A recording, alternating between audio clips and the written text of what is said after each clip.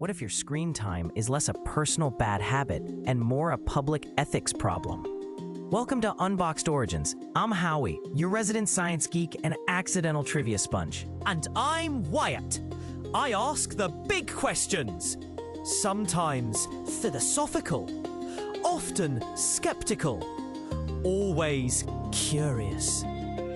Today we're digging into how did digital minimalism become a moral movement in a hyperconnected world? Let's start at the obvious when you know it. Attention has always been a scarce resource. Back in 1971, economist Herbert Simon said the problem of information is a problem of attention.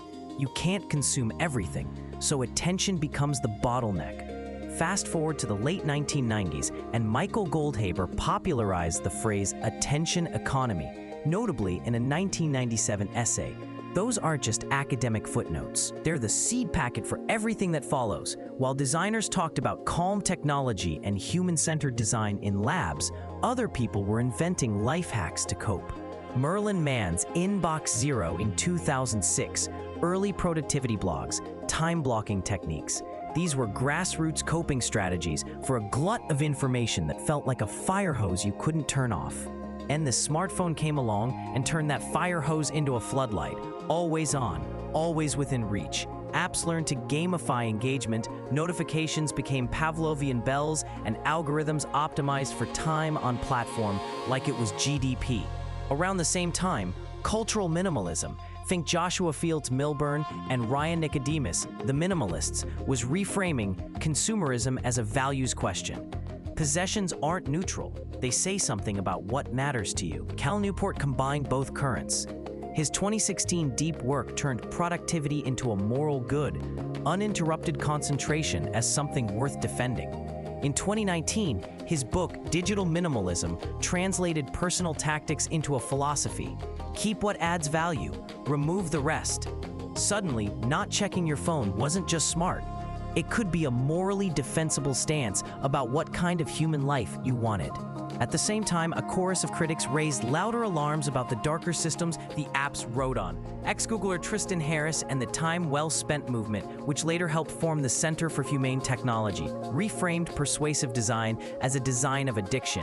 Jaron Lanier wrote brazen condemnations of social platforms. Shoshana Zuboff called the new business model surveillance capitalism. And researchers like Jean Twenge connected rising teen mental health concerns to smartphone and social media adoption. The Cambridge Analytica scandal in 2018 felt like a tipping point for many. The idea that attention harvesting could be weaponized in democratic processes made it a civic issue, not just a personal one.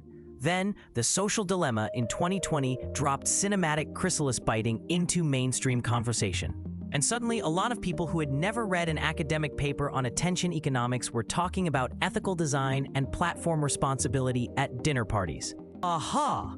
Here's the twist people tend to miss. Digital minimalism's transformation from a productivity hack into a moral movement was driven by a strange alliance of motives. On one hand, you have genuine ethical critique, concerns about autonomy, privacy, and civic stability.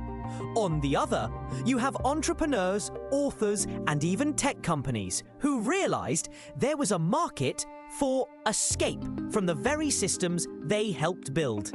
The movement used the megaphone of social media, the same attention-draining machinery it criticized, to recruit followers, sell books, apps, and retreats.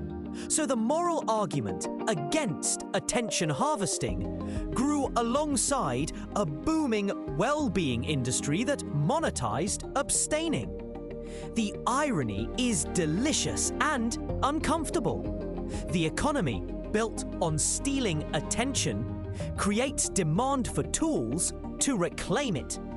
Exactly. That contradiction shaped the movement's character. For some, digital minimalism is deeply personal, a practice of curating tools to serve projects and relationships rather than reflexive consumption.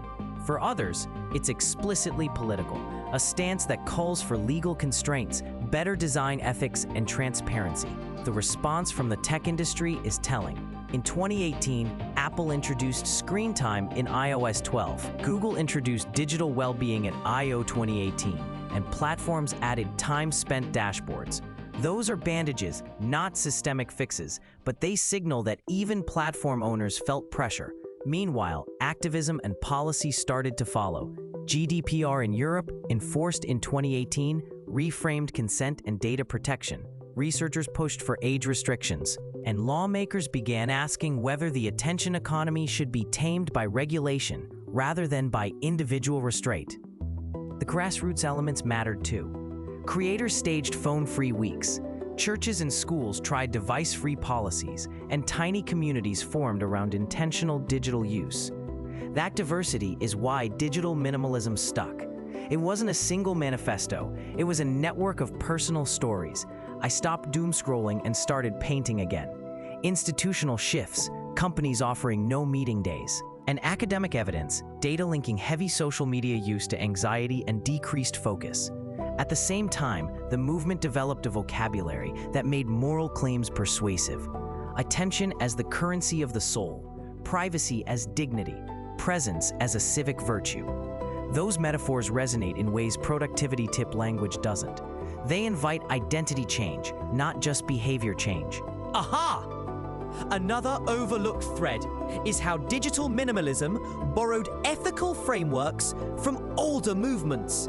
Environmentalism and consumer minimalism, for instance. Think of how sustainability reframed buying less as a responsibility to future generations.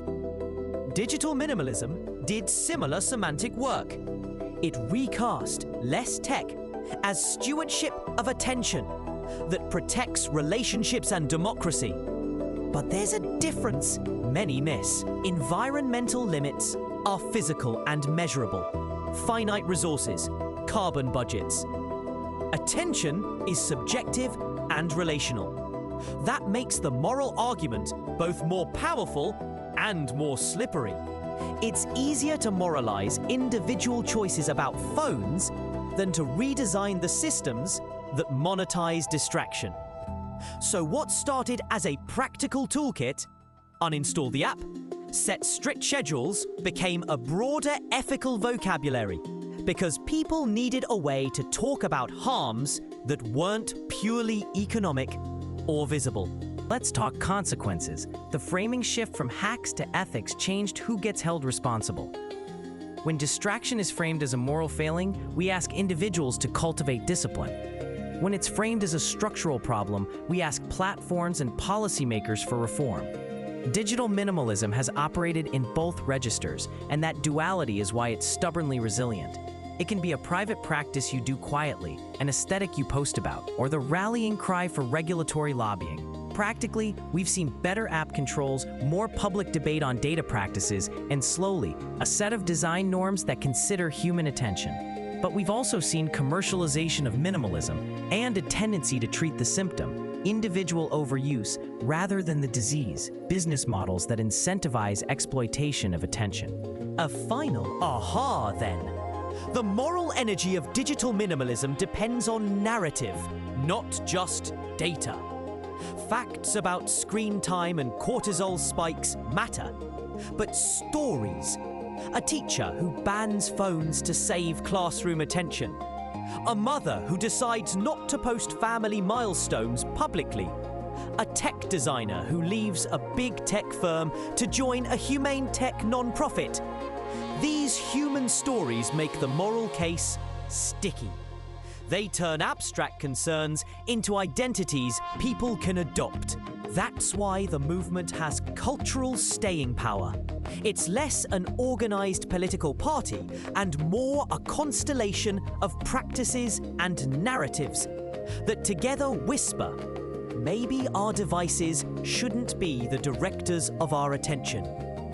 So why does all of this matter? Because attention is the medium through which we form meaning. If platforms profit by fragmenting attention, then the erosion is not merely productivity, it's the slow thinning of social fabric. Weaker friendships, polarized discourse, short-circuiting of deep thought. Digital minimalism as a moral movement asks whether we should treat attention as private choice or public good. If it's only private, then responsibility lies with users and market solutions. If it's public, we need rules, transparency, and redesign. The movement's strength is that it has pushed the conversation toward the public good framing, at least enough to get technologists, lawmakers, and ordinary people asking uncomfortable questions. And the takeaways are practical and ethical, hand in hand. On the practical side, there are proven tactics. Scheduled phone checks, curated app lists, friction for addictive behaviors, logins that require steps, and places that are phone-free. Ethically, the movement nudges us to consider attention stewardship. What kinds of conversations do we want in public squares? What kinds of privacy norms do we insist on? What goods should not be monetized by attention? The claim that trimming our app list is merely a personal tidy-up is insufficient.